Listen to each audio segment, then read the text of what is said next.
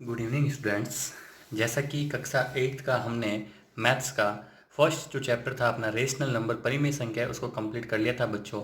और एक चीज़ बच्चों मैं आपको आज थोड़ा सा क्लियर करना चाहूँगा कि थोड़ा सा डाउटफुल है कि नेक्स्ट ईयर जो आपका नेक्स्ट सेशन होगा एनसीईआरटी बेस्ड बुक्स बेस्ड होगा या फिर आरबीएसई की जो बुक्स अभी चल रही है वही बुक्स रहेगी। तो बच्चों आपको घबराना नहीं है, मैं आपको उस तरीके से ही टॉपिक्स मैथ्स के करवा रहा हूँ जो आपके एनसीईआरटी की बुक में और जो आपकी आरबीएसई की बुक में कॉमन है। चाहे आपका एनसीईआरटी का सिलेबस हो जाए तो भी आपको कोई दिक्कत नहीं है, सेम चैप्टर आपको आरबीएसई की बुक के अंदर जो मिल रहा है, जो आपके आरबीएसई का अगर सिलेबस रह जाता है तो वही सेम चैप्टर आपके काम आ जाएगा। तो मीन्स बच्चों आपका मैं कोई भी नुकसान नहीं होने दूंगा। ऐसे नहीं कि बच्चों सर ने कोई टॉपिक गलत करवा दिया, सिलेबस चेंज हो गया, आपका नुकसान हो गया। मैं आपको वही टॉपिक्स करवा रहा हूँ जो आपके एनसीईआरटी और आरबीएसई दोनों ही बुक्स में कॉमन है, और उन दोनों ही बुक्स में कॉमन होने के साथ साथ उनके कंसेप्ट भी सेम है। आज हम नेक्स्ट चैप्टर शुरू करेंगे घन एवं घनमूल, जो कि आपके आरबीएसई का तो सेकंड चैप्टर है, जबकि एनसीईआरटी के अकॉर्डिंग बात करेंगे तो आपका सेवंथ चैप्टर है शायद, घन एवं घनमूल। तो बच्चों देखते हैं पहले घन एवं घनमूल होता क्या है। तो सिंपल से अगर मैं बात करूँ क्यूब एंड क्यूब रूट की, जैसे मैंने बोला वन, वन का क्यूब, तो वन का क्यूब बच्चों देखो, वन का क्यूब का मतलब one into one into one, तो ये कितना आएगा, क्यूब का मतलब 3 बार उसको आपस में मल्टीप्लाई करना, ये क्या आएगा 1। इसी तरीके से मैं अगर बात करूँ टू का क्यूब, तो बच्चों टू का क्यूब क्या आएगा, टू इंटू टू, जो क्या आएगा 8। इसी तरीके से बच्चों थ्री का क्यूब, तो थ्री का क्यूब क्या आएगा, थ्री इंटू थ्री, जो क्या आएगा 27। इसी तरीके से बच्चों फोर के क्यूब की बात करें, फोर का क्यूब होगा four into four, four four जा 16, 16, और 16 इंटू 4 कितना आ जाएगा बच्चों 64। इसी तरीके से पाँच का क्यूब देखें बच्चों, पाँच का क्यूब होगा पाँच इंटू पाँच, यानी कि ये आ जाएगा आपके पास 125। कैसे, 5 इंटू 5 25, 25 इंटू 5 125। नेक्स्ट देखो बच्चों छः का क्यूब, छः का क्यूब यानी कि 6 इंटू 6 इंटू 6, 6 इंटू 6 इंटू 6 कितना होगा बच्चों 216। आप लोग करके चेक कर सकते हैं।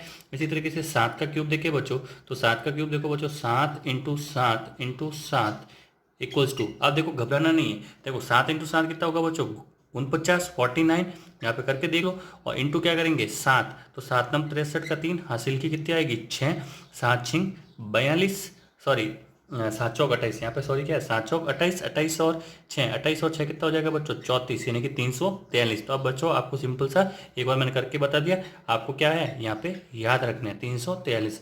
आठ का क्यूब करोगे बच्चों, आठ का क्यूब हो जाएगा आपके पास 8 इंटू 8 जो क्या आएगा 512।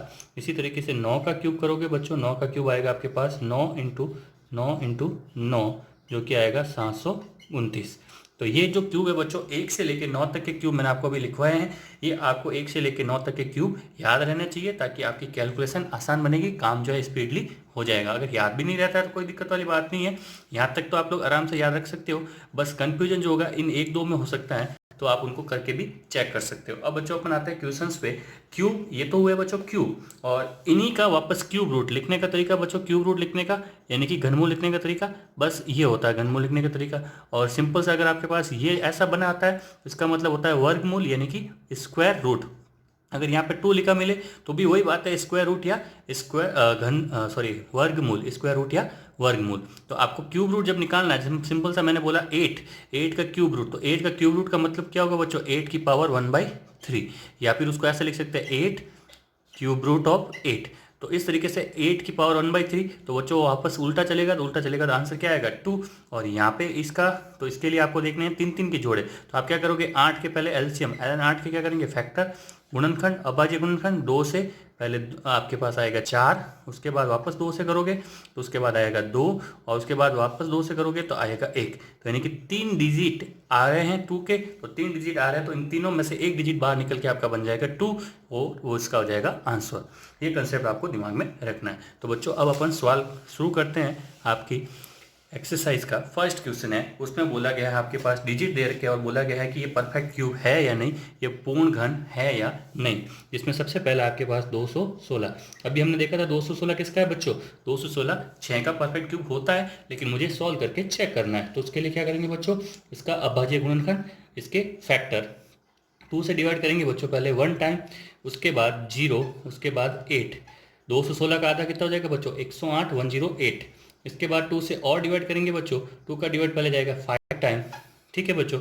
और उसके बाद इसके अंदर 2 का डिवाइड कितने टाइम जाएगा, उसके बाद इसके अंदर 2 का डिवाइड जाएगा आपके पास 4 टाइम 54। फिर से 2 का डिवाइड किया बच्चों, ये आएगा आपके पास 27। और फिर उसके बाद देखो 3 का डिवाइड होगा, 2 का तो होगा नहीं, मिनिमम नंबर 3 का होगा। और 3 का डिवाइड होगा तो आएगा बच्चों 9। फिर से 3 का डिवाइड होगा, 3 का डिवाइड होगा तो आएगा आपके पास 3। और फिर से 3 का होगा तो आपके पास आएगा 1। अब इसको ऐसे लिख सकते हैं बच्चों, 2 × 2 × 2 × 3 × 3 × 3। 2 बार 3 है, सॉरी हाँ, 2 बार 3 बार जो है आपका 3 है, और 3 बार ही जो है आपका 2 है। तो एक तो पेयर ये बन गया, एक पेयर आपका ये बन गया। तो यहाँ से तो आया 2, वहाँ से आया 3। 2 × 3 6 बन रहा है परफेक्ट क्यूब, और 6 का ही परफेक्ट क्यूब है बच्चों। तो इस तरीके से आपको चेक करना है। परफेक्ट क्यूब कब होगा, जब जो प्रत्येक डिजिट आएगा इसके अंदर, प्रत्येक नंबर जो आएगा उसके 3-3 अंक यानी कि 3-3 डिजिट होने चाहिए। अगर यहाँ पे मान लो 1 2 कम होता तो ये परफेक्ट क्यूब नहीं होता। एक और एग्जांपल ऐसा सॉल्व करते हैं बच्चों। जैसे नेक्स्ट आपका देर का है 128, 1 2 8, 128। इसको सॉल्व करते हैं बच्चों। 128 के लिए फिर से इसके फैक्टर करेंगे, 2 से डिवाइड करूंगा बच्चों। पहले जाएगा 2 का डिवाइड इसमें 6 टाइम, उसके बाद 4 64। फिर से 2 का डिवाइड किया बच्चों, फिर से 2 का डिवाइड किया तो इस बार गया 3 टाइम और आ गया 32। फिर से 2 का डिवाइड किया बच्चों 16 16। फिर से 2 का डिवाइड करेंगे तो इस बार आएगा 8। ठीक है बच्चों। नेक्स्ट फिर से 2 का डिवाइड करेंगे अपन, तो 2 का डिवाइड इस बार कितना आ जाएगा आपके पास, इस बार आ जाएगा यहाँ पे 4। फिर से 2 का डिवाइड किया तो आ गया आपके पास 2। फिर से 2 का डिवाइड किया तो आपके पास आ गया 1। तो आप देखो बच्चों, इनको अपन लिखें 3-3 के पेयर में, तो 2 × 2 × 2 ये तो हो गया, इंटू फिर से 2 × 2 × 2 ये भी हो गया, फिर से 2। तो एक ये पेयर बन गया, एक ये पेयर बन गया, लेकिन इसका पेयर नहीं बन रहा है। यानी कि 3-3 डिजिट के पेयर की बात करूँ बच्चों, यहाँ पे तो ये पेयर बन गया, यहाँ पे ये भी पेयर बन गया, लेकिन ये पेयर नहीं बन रहा है। ये एक डिजिट एक्स्ट्रा इसके अंदर बच रहा है। इसका मतलब 1 to 8 आपका परफेक्ट क्यूब नहीं होगा। अब बच्चों नेक्स्ट अपन एक और सवाल ले लेते हैं। जैसे आपका एक डिजिट लिया मैंने 466, जो आपका इस फर्स्ट क्वेश्चन के अंदर दे रखा है 46656। थोड़ा सा लंबा होगा बच्चों, लेकिन घबराना नहीं है, ऐसे ही सॉल्व करेंगे। उसके बाद मैं आपको एक ट्रिक बताऊंगा जो आपकी बुक के अंदर दे रखी है, अनुमान विधि, एस्टिमेशन मेथड। उससे आप बड़े से बड़े डिजिट का भी 2 स्टेप में आंसर निकाल सकते हैं। कैसे, वो अभी देखेंगे। पहले इसको सॉल्व करते हैं। 2 का डिवाइड इसमें कितने टाइम जाएगा बच्चों, इसका डिवाइड जाएगा पहले 2 3 3, इसमें जाएगा आपके पास 2 टाइम, पीछे बचेगा 1 16 16 16 में 8 बार। फिर से देखो बच्चों 2 का डिवाइड करें इसमें, तो 2 का डिवाइड 1, इसमें जाएगा आपके पास 2 का डिवाइड 1 टाइम, 1 बच गया 13, 13 में गया 2 का भाग 6 बार। यहाँ पे बच गया 1 12, 12 में गया 6 बार, और यहाँ पे गया 4 बार। फिर से 2 का डिवाइड किया बच्चों, 2 का डिवाइड देखो पहले जाएगा 5 बार, पीछे बच गया 1 16, 16 में गया 8 बार। ठीक है बच्चों। अब 6 में गया आपके पास, 6 में 2 का भाग जाएगा आपके पास 3 बार, और यहाँ पे गया 2 बार। उसके बाद फिर से 2 से डिवाइड हो रहा है बच्चों, 2 से डिवाइड करेंगे तो पहले गया 2 बार। ठीक है। अब बच गया 1 यहाँ से 18, 18 में गया 9 बार, यहाँ पे गया 2 का भाग 3 में 1 बार, बच गया 1 12, 12 में गया 6 बार। उसके बाद देखो नेक्स्ट बच्चों 2 का डिवाइड एक और बार, तो 1 टाइम। ठीक है। यहाँ पे देखो 4 बार, बच्चे बच गया 1 11 में गया 5 बार, 1 बच गया 16, 16 में गया 8 बार। फिर से 2 का डिवाइड करें बच्चों यहाँ पे 1458 में, तो देखो पहले गया 7 बार। ठीक है। 5 में गया आपके पास 2 बार, पीछे बच गया 1 18, 18 में गया 9 बार। अब देखो बच्चों यहाँ पे किसका डिवाइड होगा, यहाँ पे डिवाइड होगा 3 का, 2 का तो होगा नहीं, 3 का करके देखते हैं। पहले 3 दूनी 6, 2 बार गया बच्चों, 3 दूनी 6, पीछे बच गया 1 12, 12 में गया कितनी बार 4 बार, 12 में कितनी बार गया 4 बार, और यहाँ पे गया 3 बार। अब देखो नेक्स्ट बच्चों 243, 243 अपने पास आ गया है। इसके अंदर 3 का भाग देख के देखते हैं होता है कि नहीं होता है। तो देखो पहले गया 8 बार, ठीक है, और फिर गया 1 बार। फिर 3 का डिवाइड किया 81 में, 81 में गया 27 बार। फिर 3 का डिवाइड किया 27 में गया 9 बार। फिर 3 का डिवाइड किया यहाँ पे, तो आपके पास आ गया 3, और फिर 3 का डिवाइड किया आपके पास 1। कुछ नहीं करना है, अभाज्य गुणनखंड कर दिए। अब अभाज्य गुणनखंड करने के बाद देख लो पेयर 3-3 डिजिट के, ये तो बन गया 1, ये भी बन गया आपके पास 1, और यहाँ पे देखो बच्चों ये भी बन गया 1। ठीक है। और एक ये रहा और एक ये रहा, तो यानी कि पेयर बन रहा है बिल्कुल। पेयर जब बिल्कुल बन रहा है तो आंसर क्या हो जाएगा बच्चों 2 × 2 × एक ये 3 और एक वो 3, तो ये हो जाएगा 6 सॉरी 4, और वो आ जाएगा आपके पास 3 × 3 9, और ये हो जाएगा 4 × 9 आपके पास 36, यानी कि ये इसका क्या हो जाएगा होल क्यूब। 2 दूनी 4, 4 3 12, और 12 तिया 36। तो ये क्या आपका परफेक्ट क्यूब है, पूर्ण घन है। सवाल है बच्चों, नेक्स्ट अपना क्वेश्चन है कि आपको डिजिट दे रखे हैं और ये जो है आपके परफेक्ट क्यूब हो भी सकते हैं, नहीं भी हो सकते हैं। आपको चेक करना है और चेक करने के बाद आपके पास अगर ये परफेक्ट क्यूब नहीं होते हैं, पूर्ण घन नहीं होते हैं, तो आपको किस नंबर से मल्टीप्लाई यानी कि गुणा करना पड़े कि ये क्या हो जाए, परफेक्ट क्यूब हो जाए। तो इससे पहले बच्चों चेक करते हैं 243 को। 243 को चेक करने के लिए मैंने लिखा 243। अब यहाँ पे इसके अंदर किससे डिवाइड होगा, 2 से तो होगा नहीं, किससे करेंगे, 3 से डिवाइड करेंगे। तो 3 से डिवाइड करेंगे तो आएगा 81, फिर से 3 से डिवाइड करेंगे तो आपके पास आएगा 27, फिर से 3 से डिवाइड करेंगे तो आपके पास आएगा 9, फिर से 3 से डिवाइड करेंगे तो आपके पास आएगा 3 और लास्ट में 3 से डिवाइड करेंगे तो आपके पास आएगा 1। तो देखो परफेक्ट क्यूब बनाने की कोशिश करते हैं। 3 इंटू 3 इंटू 3, एक तो पेयर बन रहा है बच्चों ये वाला, और यहाँ पे देखो एक 3 इंटू 3, ये जो है 3 इंटू 3 एक्स्ट्रा बच रहा है। ये तो पेयर है लेकिन ये एक्स्ट्रा बच रहा है। इट मीन्स यहाँ पे एक 3 और आ जाए, यानी कि इस 3 से क्या हो जाए, मल्टीप्लाई हो जाए, तो ये क्या हो जाएगा, परफेक्ट क्यूब हो जाएगा। इसका आंसर क्या हो जाएगा बच्चों, इस नंबर को 3 से मल्टीप्लाई कर दे, 3 से गुणा कर देंगे तो ये क्या हो जाएगा, परफेक्ट क्यूब हो जाएगा। इसी तरीके से बच्चों 256 वाला एग्जाम्पल मैं नीचे सॉल्व कर रहा हूँ। 256, तो पहले क्या करेंगे, इसके अभाज्य गुणनखंड यानी कि फैक्टर करेंगे।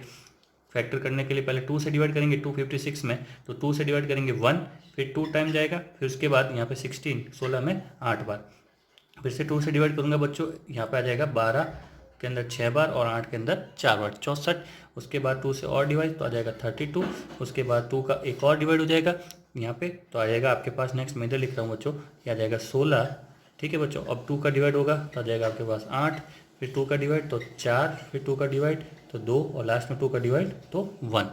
तो अब बच्चों देखो क्या हो रहा है, ये तो पेयर बन गया, ठीक है, 3 डिजिट का, ये 1 और ये 2, ये भी बन गया 3 डिजिट का पेयर, और 2 इंटू 2 ये हो गया 4, यानी कि एक 2 यहाँ पे कम पड़ रहा है। इट मीन्स यहाँ पे इस नंबर को 2 से मल्टीप्लाई करना पड़ेगा, तब ये क्या हो जाएगा, परफेक्ट क्यूब, पूर्ण घन हो जाएगा। इसी तरीके से बच्चों देखो नेक्स्ट जो आपका थर्ड क्वेश्चन है, थर्ड क्वेश्चन में क्या है कि वही सेम डिवाइड करके आपको क्या बनाना है, कंप्लीट जो है क्यूब रूट बनाना है, या कि ये पूर्ण घन आपको बनाना है। तो देखो 1 to 8, पहले 1 to 8 को चेक करते हैं कि ये क्या है। तो 1 to 8 के अंदर मैंने डिवाइड किया 2 का, तो आया आपके पास 64, फिर 2 का डिवाइड किया आपके पास आया 32, फिर से अपन ने क्या किया, 2 का डिवाइड किया आपके पास आया 16, फिर से 2 का डिवाइड किया 8। अब आगे मैं यहाँ कर लेता हूँ बच्चों, देखो 8 के अंदर 2 का डिवाइड 4, फिर 4 के अंदर 2 का डिवाइड 2, फिर 2 का डिवाइड 1। ये तो परफेक्ट क्यूब है, बिल्कुल है 3 डिजिट, और यहाँ पे भी 3 डिजिट। अब एक ये डिजिट जो है एक्स्ट्रा बच रहा है, इस एक डिजिट को हटाने के लिए मैं क्या करूँ, इस नंबर के अंदर 2 का भाग दे दूँ तो ये 2 हट जाएगा, और जैसे ही 2 हटेगा ये क्या बन जाएगा, परफेक्ट क्यूब बन जाएगा। तो इट मीन्स इसको 2 से डिवाइड करना पड़ेगा, 2 से भाग देना पड़ेगा। नेक्स्ट देखो बच्चों 135, 135 के अंदर बच्चों क्या करेंगे, 2 का डिवाइड तो होगा नहीं, अपन बात करते हैं 2 का होगा नहीं, 3 का चेक करते हैं। तो 3 का पहले डिवाइड करेंगे, 3 चौक 12, 4 बार गया, पीछे बच गया 1 यानी कि 15 में गया आपके पास 5 बार। फिर से 3 का डिवाइड किया बच्चों, 45 के अंदर जाएगा आपके पास 15, क्योंकि 3 एकम 3, पीछे बच गया 15, 5 बार। फिर 3 का डिवाइड करेंगे बच्चों 5 बार, फिर 5 का डिवाइड करेंगे बच्चों 1 बार। इट मीन्स ये तो पेयर बन गया 3 इंटू 3 इंटू 3, लेकिन ये 5 जो है आपके पास एक्स्ट्रा बच रहा है। इट मीन्स यहाँ पे इस नंबर को क्या करना पड़ेगा, डिवाइड करना पड़ेगा बच्चों किससे, 5 से, तभी ये जो है क्या होगा, परफेक्ट क्यूब बन जाएगा, पूर्ण घन बन जाएगा। तो बच्चों आपका फर्स्ट, सेकंड, थर्ड और कुछ इसके जो पार्ट्स हैं मैंने आपके लिए होमवर्क में छोड़ रखे हैं, आपको उनको घर पे सॉल्व करना है, प्रैक्टिस करना है। अगर कोई दिक्कत और डाउट आती है आप मुझे ज़रूर बताइएगा। और इसकी जो एक एक्सरसाइज बच गई है, जो आपका एस्टिमेशन मेथड है, पूर्ण क्यूब यानी कि जो है घनमूल निकालने की आपकी एस्टिमेटेड अनुमान विधि है, वो अपन नेक्स्ट क्लास में करेंगे। तब आपका ये जो चैप्टर है घन एवं घनमूल, क्यूब एंड क्यूब रूट, खत्म हो जाएगा। बहुत सिंपल सा चैप्टर है बच्चों। उम्मीद करता हूँ आपको सेशन पसंद आया होगा। और रही बात डाउट्स की, तो आप लोग मुझे डाउट्स कमेंट बॉक्स में बता सकते हैं, या मुझे व्हाट्सएप भी कर सकते हैं। डिस्क्रिप्शन बॉक्स में मेरे नंबर दे रखे हैं। थैंक यू, धन्यवाद।